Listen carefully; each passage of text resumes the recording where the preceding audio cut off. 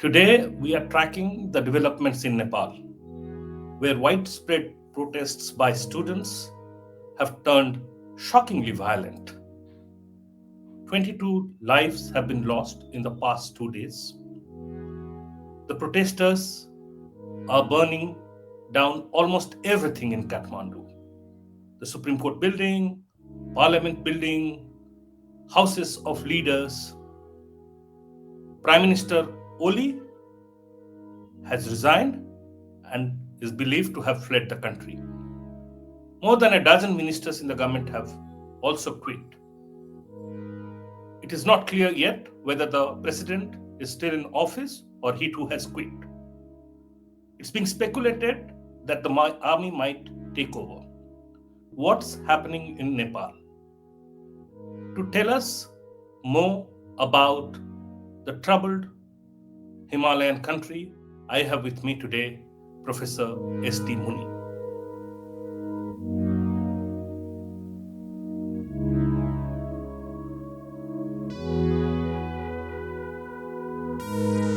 Professor S.T. Muni.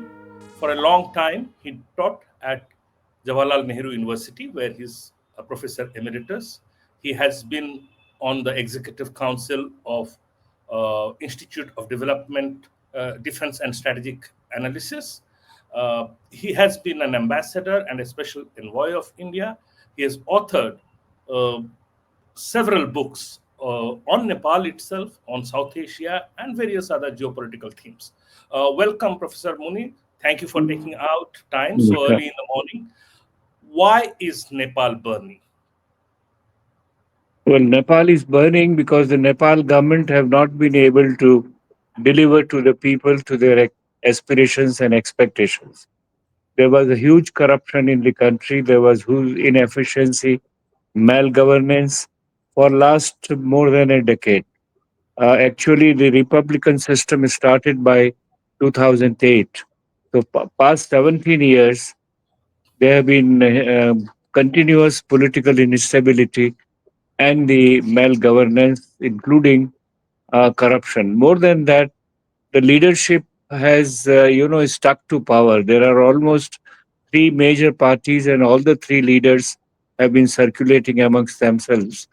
As a result, the frustration grew even within these parties, and there is a huge opposition to the present leadership, or the leadership which has now gone out, and people were totally unsatisfied. What happened at the last moment was a trigger, which came in the form of the social media, social network, where government suddenly closed down 26 of them, including Facebook and Twitter and whatever. As a result, these boys and girls could not communicate to each other.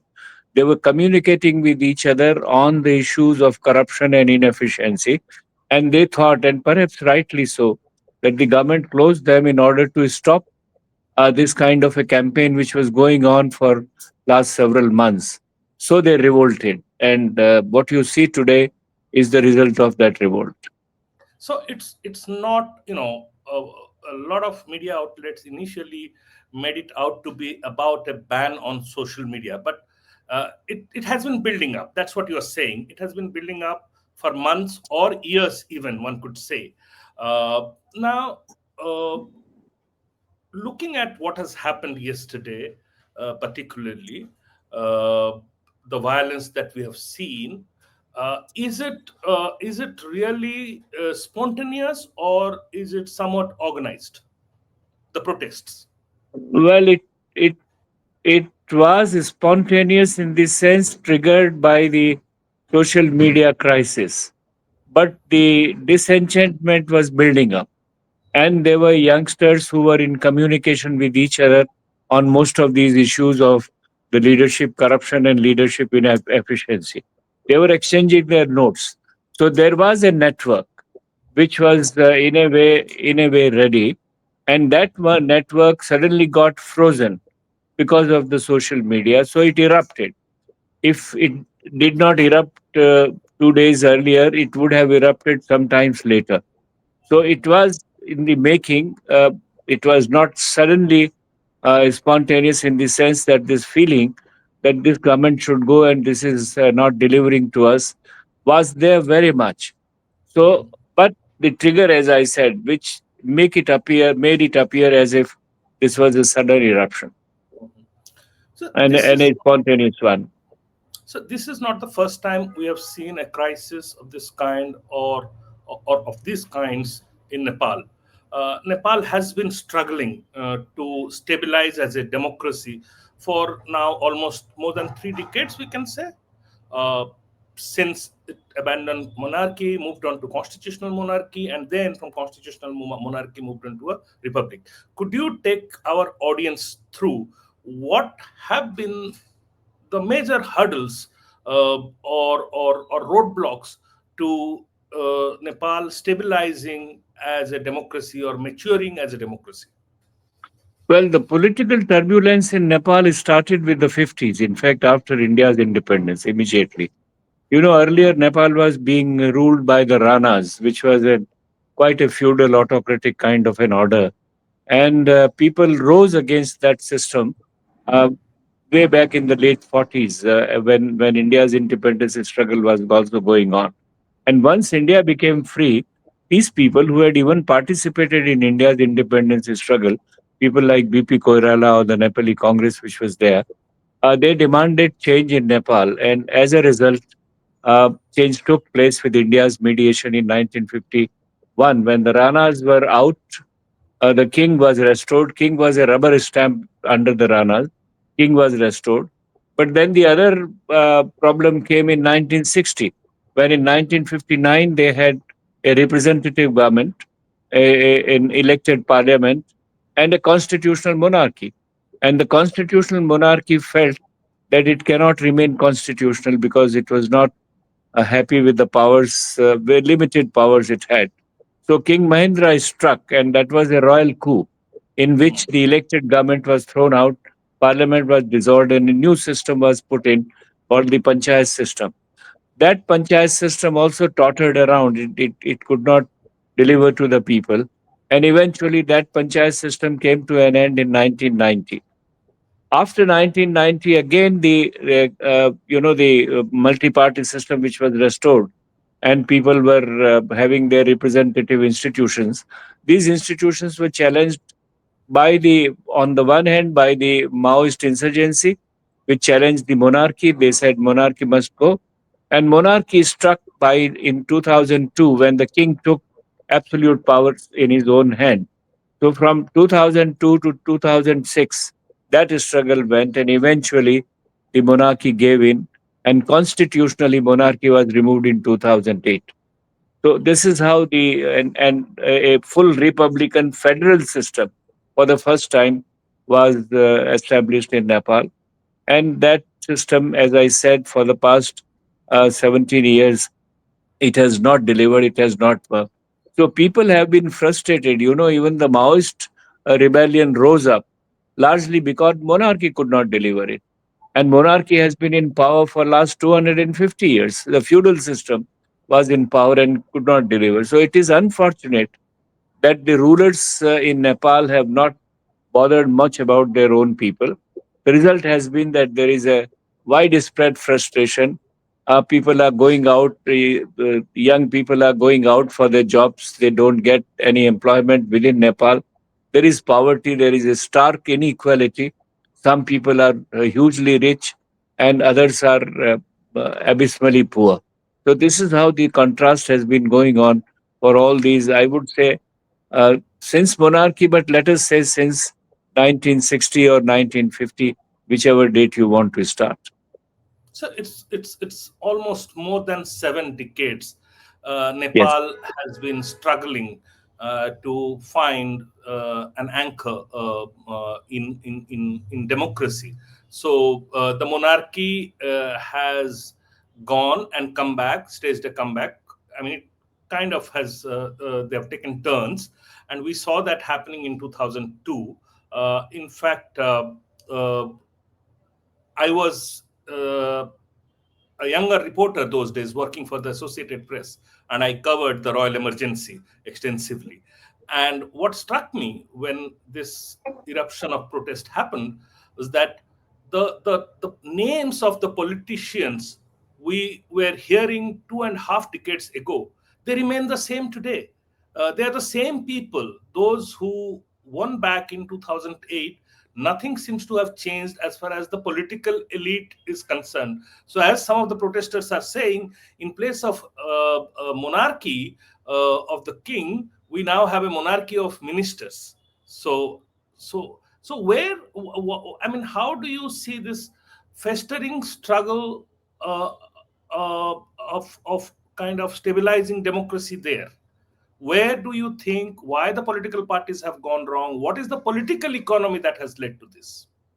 The struggle for power is almost in Nepal's DNA. That's what I tried to, if you go back, before the Ranas, it was monarchy. Prithvinarayan Shah was the one who established Nepal as a state way back in 1769. But then the Rana prime ministers were not happy with, and the king died. They were young kings. All let's not go into the history. The Ranas then had a court massacre and took over power. So the Ranas took power from the king. In 1951, the Ranas were thrown out. The king was brought back into the power. The king then became constitutional monarchy, and constitutional monarchy threw the parties out and came to power. And then again, the panchayat system.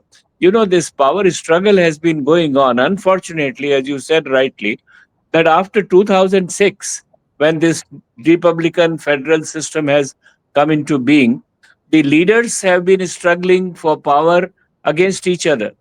And as I said, the three parties and three leaders, Prachanda Deuba of the Nepali Congress, Prachanda of the Maoists, and Mr. Oli of earlier Madhav Nepal and Jalnath Khanal of the UML.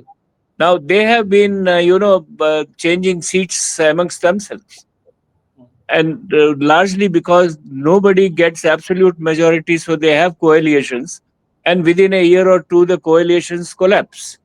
Mm, As a result, again, you have a different kind of a government, a different kind of policy sets. In between, they had a lot of struggle on constitution.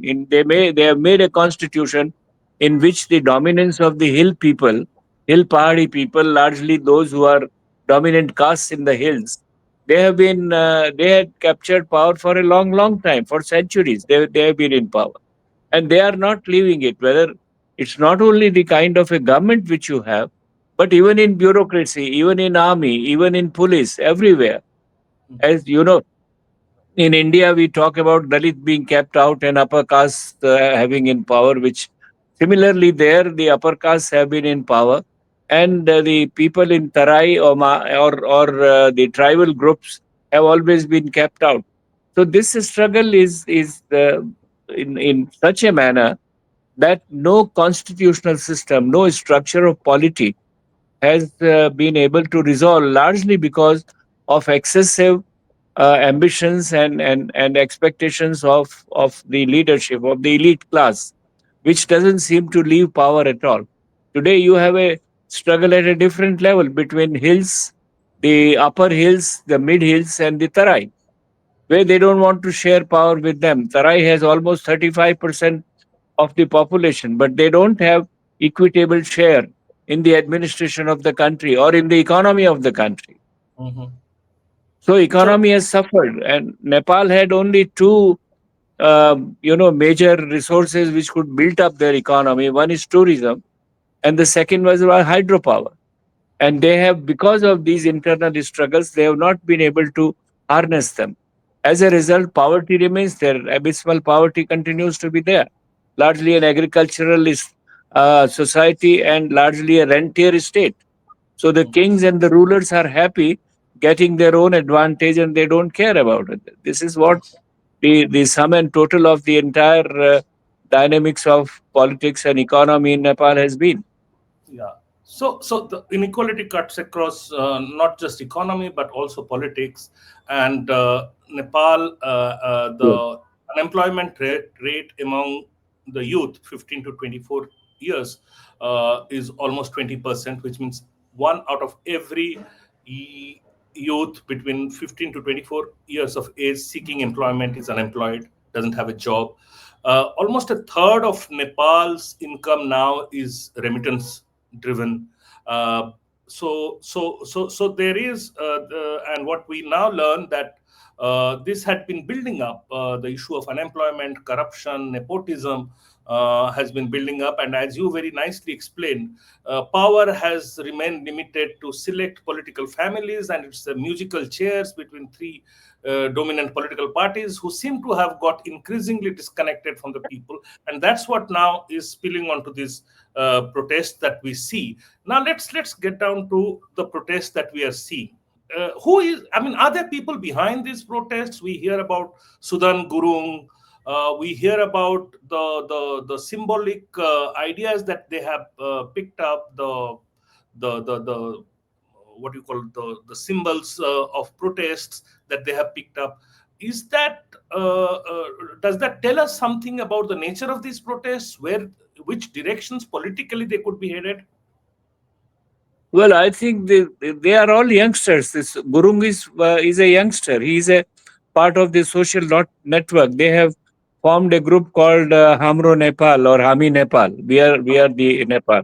Then there are some phrases like the Nepo kids and baby, or depending on the corruption of the families in which their children are enjoying and these guys are suffering and they are struggling around. So they have used these symbols, and I think this symbolism is largely Western because it has come to them from the Western media and the social network, like as I said, Facebook or Instagram or all these items which are there. So they have picked it up, but largely they are youngsters. 26% of straw, Nepal's straw, the GDP. straw, the straw hat pirates Jolly Roger symbol, which is kind of a Yes. Japanese thing, but Yeah. used extensively in Indonesian protests and others. No, no. So, Protest, Indonesian, Bangladesh, Sri Lanka have all gone on that pattern.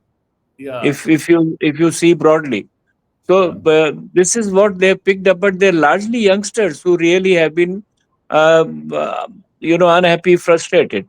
More than that, the young mayor of Kathmandu, Mr. Balan Shah, whose name Yeah. is propping up again and again now, he has constantly been attacking the central government for their corruption and inefficiency, and Mhm. he has been more of a source of inspiration to many of these young people, and these young people have also gathered in the smaller groups, and they are quite very well networked. So this is the structure of the revolt.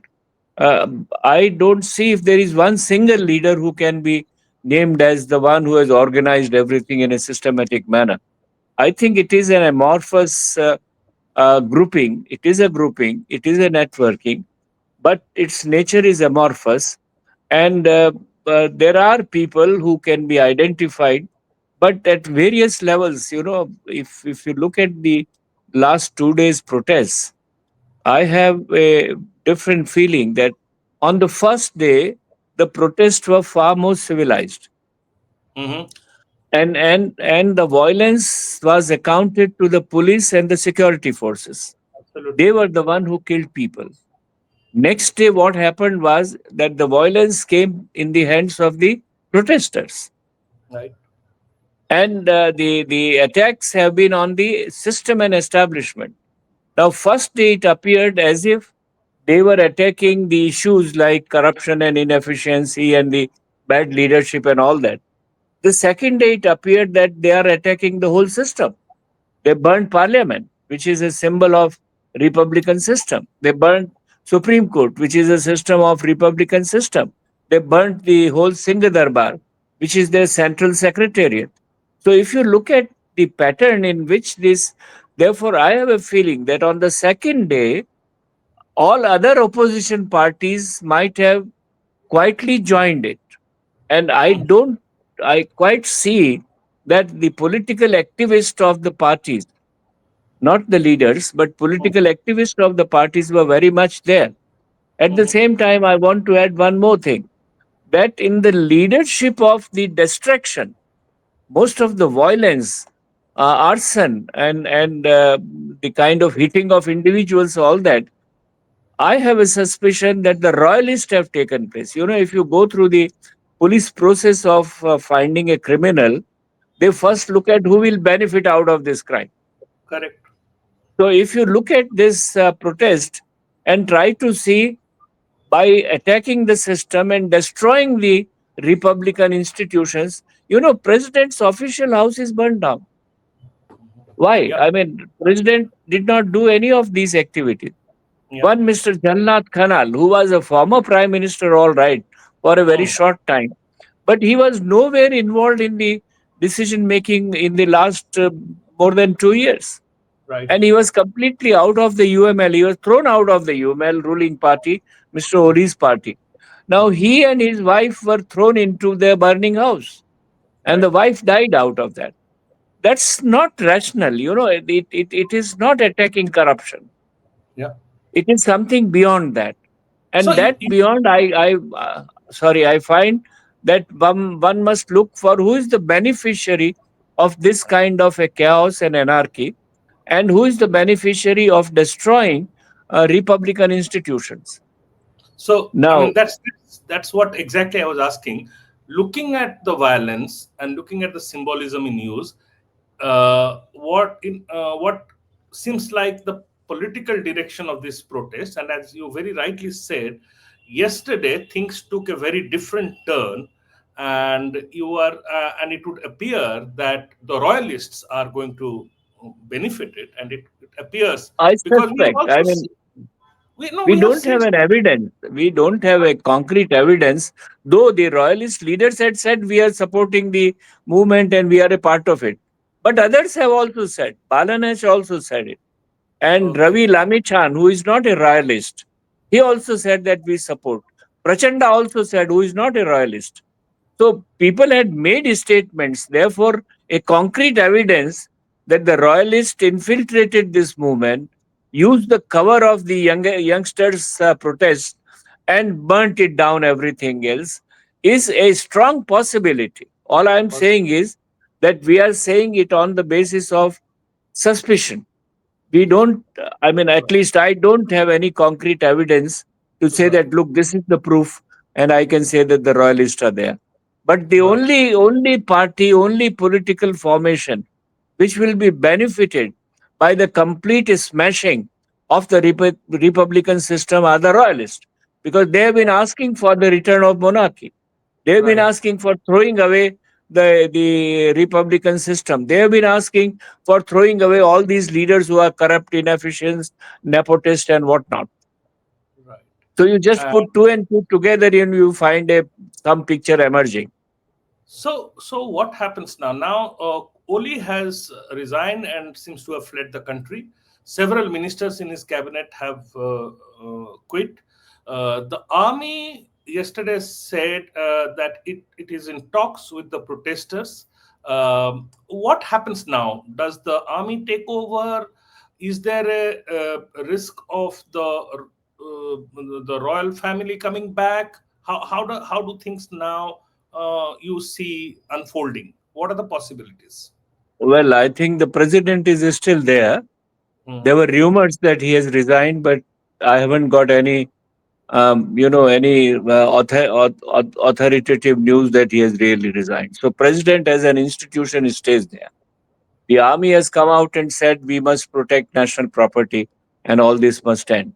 It is amazing and questionable, which needs to be investigated later on, that why Mhm. police and army did not protect these leaders and their houses. And not only these leaders and their houses, but even these institutions of parliament or the secretariat or whatever, Supreme Court or what. I mean, it is mind boggling as to why army did not come forward and protect. Why it has taken now and come out and openly said it.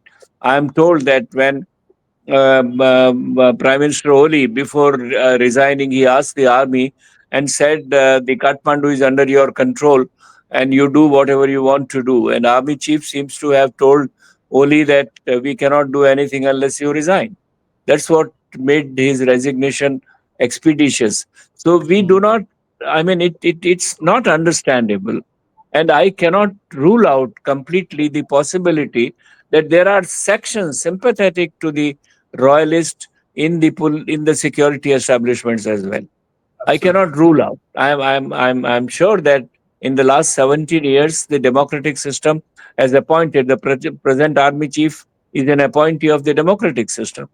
But the sections which are there and which were also equally unhappy with the performance of the government, just let things go as it is. I mean, I this is very frustrating to learn that an institution like the National Army, which is supposed to protect the nation, actually abandoned its duty for at least one day.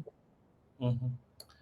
Okay, that brings me to the last couple of questions. How should India be responding to it? Because Nepal is very important for us strategically. Well, India should better keep quiet and look for stability.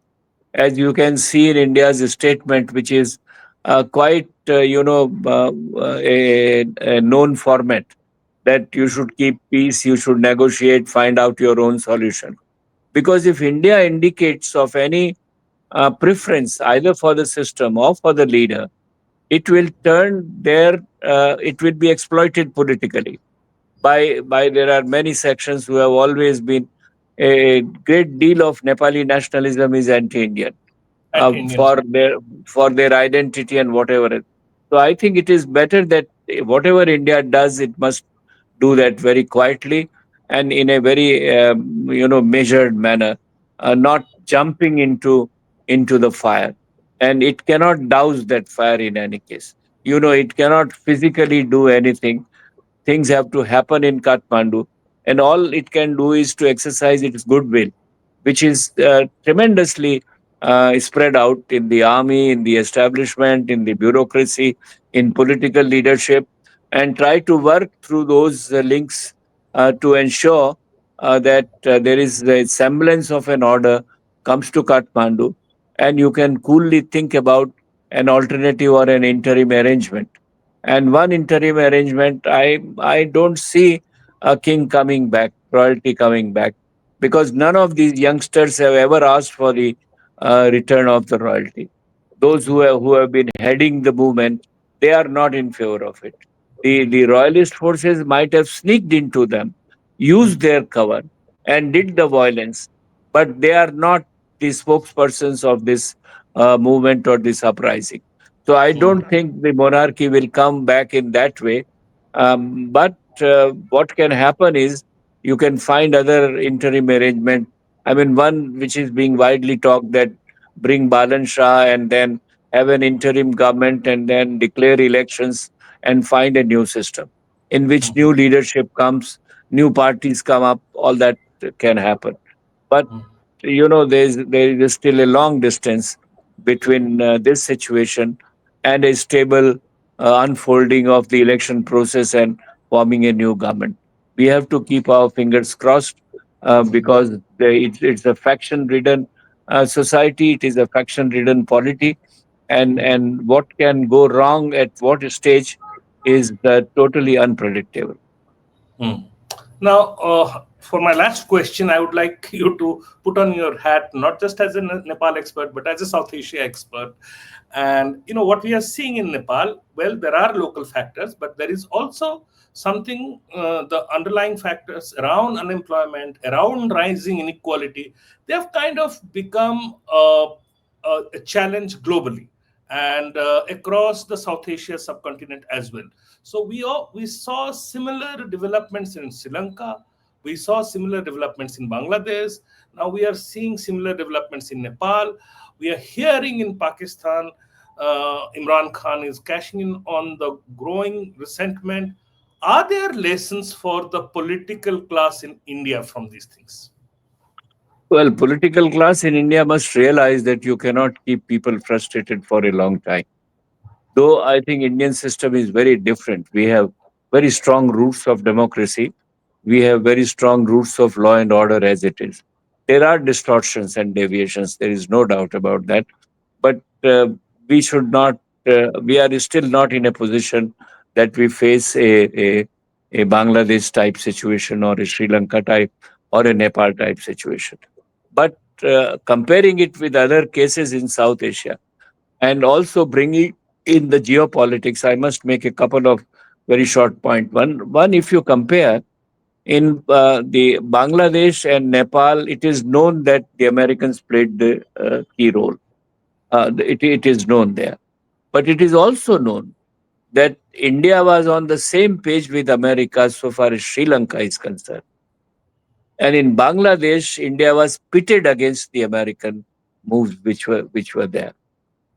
Now, in all the three cases, the government was seen as being tilting towards China, pro-China. The Rajapakshas in Sri Lanka, the Americans saw Hasina also tilting towards China, and Oli was known for his affinities with China. So, in all the three cases, it is pro-China governments which have been replaced and thrown away. And these parameters fit into the geopolitics of the subcontinent, where there are two competitions going on, or two rivalries going on.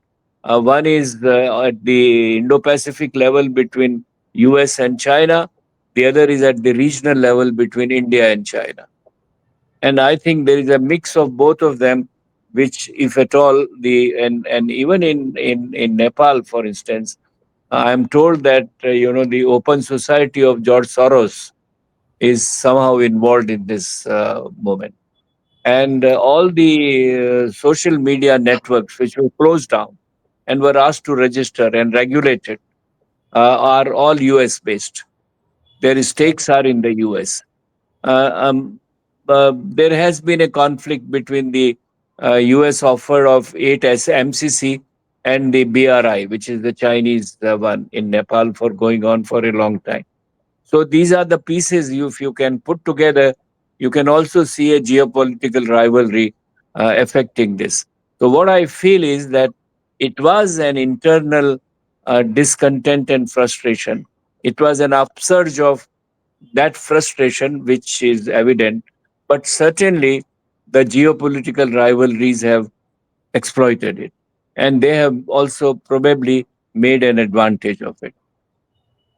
Yeah. So, I mean, Nepal is not just strategically not important, not just for India, but it is also of great strategic interest to the Americans and to the Chinese. And whatever is happening now, the directions in which things will unfold in days to come, and what shapes the final outcome might take, would also be to a great extent influenced by the geopolitics around Nepal. And that's what you were suggesting, Professor Muni. Thank you for Thank you. covering so many issues, uh, and telling our audience about the history, the present, and what are the possibilities that could lie ahead. Thank you very much once again. And to our audience, if you have liked our show, please subscribe to our channel, press the bell button, share this video, and keep coming back to us. Thank you.